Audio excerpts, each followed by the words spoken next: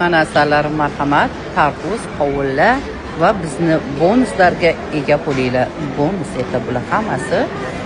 Men sizlarga mevalarni zo'rlarini tanishtirib o'tmoqchiman. Marhamat.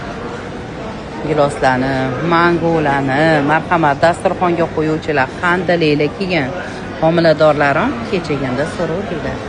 Bugun handalay mahsulotlarimiz ham keldi. Marhamat.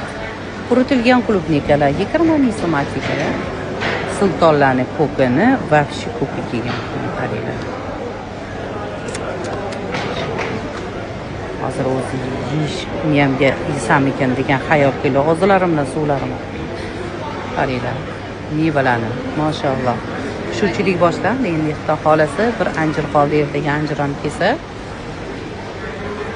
Tutlar bor.